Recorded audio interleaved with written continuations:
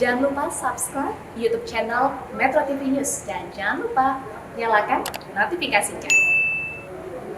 Tarung bebas di Kota Makassar sudah 2 kali menjadi masalah kriminal remaja di Makassar. Lantas bagaimana pemerintah Kota Makassar akan mengatasi masalah ini? Kami telah terhubung dengan Wali Kota Makassar, Ramdan Pomanto. Pak Dhani, selamat pagi.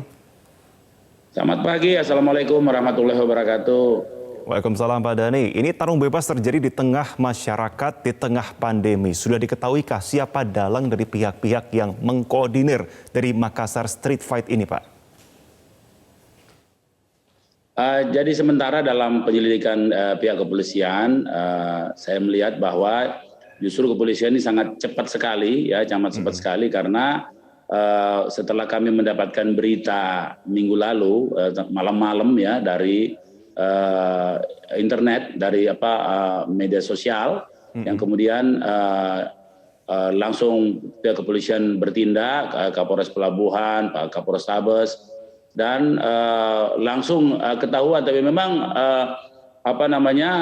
siapa yang organisernya ini memang sampai sekarang masih dalam penyelidikan. Ya, kami sendiri belum mendapat laporan apa latar belakangnya. Ya, memang kami cuma memantau di media sosial. Oke, informasi yang didapatkan dari pihak kepolisian, Pak Dhani, apakah ada indikasi anak-anak ini ada mengkonsumsi narkoba atau alkohol? Saya cuma lihat berita bahwa memang ditakutkan seperti itu. Tentunya kita akan lihat dari hasil tesnya, karena pertarungan seperti ini yang ilegal tentunya sangat berbahaya. Tujuannya tidak jelas, kemudian siapa di belakangnya, kemudian apa yang latar belakangi. Ini yang membuat pemerintah kota dan pihak aparat keamanan sangat khawatir ya. Kalau mereka kemudian disalurkan di olahraga tertentu, saya kira itu lebih positif.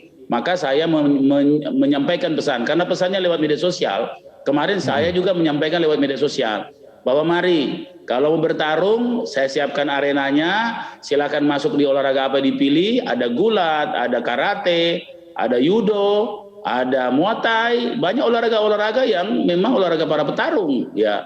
Dan saya kira pemerintah kota lewat KONI sudah mempersiapkan banyak sarana dan arena untuk hal-hal seperti ini, agar supaya tujuannya jelas, apakah prestasi atau di prestasi pun ada juga nilai ekonominya di situ.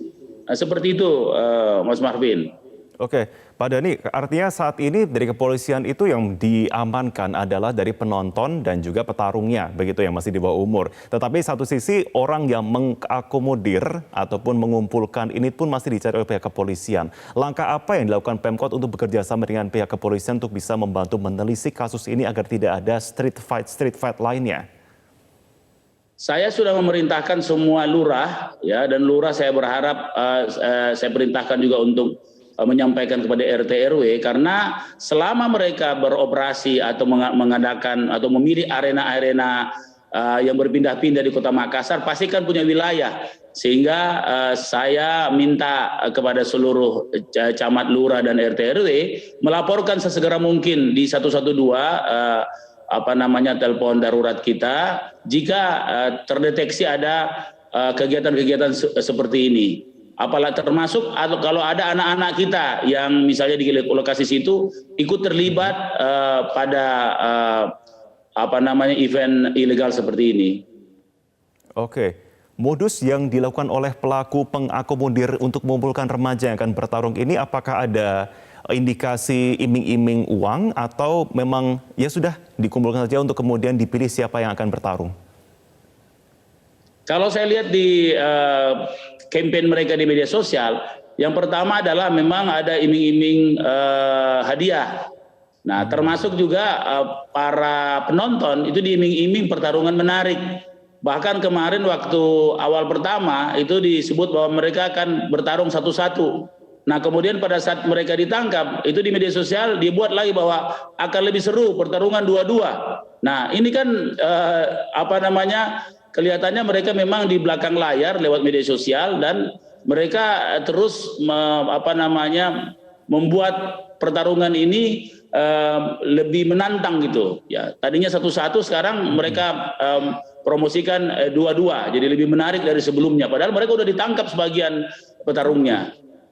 Oke, dari Pemkot sama pihak kepolisian, Pak Dhani, apakah sudah berhasil melacak melalui media sosial siapa-siapa saja yang menjadi dalang?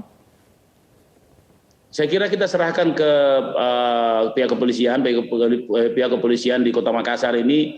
Saya kira sangat profesional, dan buktinya ya dengan 28 orang yang ditangkap, walaupun itu penonton maupun petarung, walaupun organisernya belum tertangkap, tapi saya kira akan menuju ke sana. Ya, saya yakin persis ya, Pak Kapolres Tabes, Pak Kapolres Pelabuhan, Pak jajaran Polda, saya kira kalau di Makassar itu canggih-canggih kepolisiannya, Mas Marvin. Oke. Pak Dhani, apakah dari pihak kepolisian sudah memberikan update terkini kiranya kapan akan ada hasil dari pemeriksaan ataupun juga pengejaran? Kebetulan sebentar kami akan ketemu, ya kebetulan ini kan perpanjangan PPKM juga, jadi sekaligus masalah ini juga kami bahas. Oke, apakah ada laporan dari masyarakat, Pak Dhani, terkait dengan adanya street fight ini? Selain tentunya di sini merasakan masyarakat, juga apakah ada indikasi perusakan fasilitas umum yang ada di sekitar lokasi TKP? Memang secara langsung tidak ada hubungannya, tapi sebelumnya ada pengrusakan pos Satpol PP Kota Makassar, tapi saya tidak mau membesarkan itu karena memang tujuannya mereka kan meneror. Nah, kalau saya lihat lambang-lambang atau jargon-jargon yang mereka buat lewat media sosial dari pelemparan pos Satpol ini, itu mirip warnanya, mirip kekhasan logonya ya, walaupun tidak sama logonya, tapi karakter garisnya itu mirip ya. Itu sebelum ada Makassar Street Fighters ini. Oke, Pak Dhani, apakah ada langkah nyata dari Pemkot untuk bisa membantu ataupun membina para remaja ini? Tadi kan dikatakan Pak Dhani juga menyarankan agar bisa anak-anak ini untuk menyalurkan hobinya secara positif dan diberikan wadah. Tapi apakah Pemkot sendiri sudah menyediakan mungkin untuk bisa membantu membina para remaja-remaja ini? Iya, jadi memang pendekatan kami tadi pendekatan lingkungan sosial lewat camat, lurah, dan RT RW. Kemudian pendekatan orang tua, kami punya program namanya Jagai Anak Tak, mari menjaga anak kita. Nah, pendekatan rumah tangga ini atau keluarga inilah saya kira yang paling tepat sekali. Kalau semua orang tua kemudian mengawasi anak-anaknya masing-masing, terutama yang di bawah umur, kemudian pemerintah kota lewat lurah camat mengawasi lingkungannya, dan tentunya lewat KONI kita terus mengadakan campaign tentang olahraga. Ini kan sebenarnya kalau dalam sisi positif ada unsur olahraganya, tapi karena dia ilegal dan tujuannya tidak jelas, maka ini berbahaya. Nah, sebenarnya di situ sisi yang lain itu. Nah, sehingga saya kira tiga gerakan inilah yang memang sudah kami laksanakan dan sudah menjadi program pemerintah Kota Makassar. Tapi yang khusus untuk lurah, camat, RT RW ini yang kami fokuskan, kita konsentrasikan. Karena terus terang di era PPKM seperti ini, di mana tekanan-tekanan sosial, ekonomi begitu tinggi, tentunya anak-anak ini perlu penyaluran energi. Ini sebenarnya penyaluran energi besar yang tidak tersalurkan. Nah, sehingga perlu kita mengontak. Nah, ini susahnya karena kita tidak tahu siapa orang ini. Ya, makanya kami menyampaikan pesan juga lewat media sosial. Karena kami tidak tahu persis. Walaupun saya lewat anak muda, lewat para pemuda-pemuda motor misalnya, penggambar-gambar motor, klub-klub motor, sudah mulai melakukan pendekatan-pendekatan. Karena mereka sangat tertutup.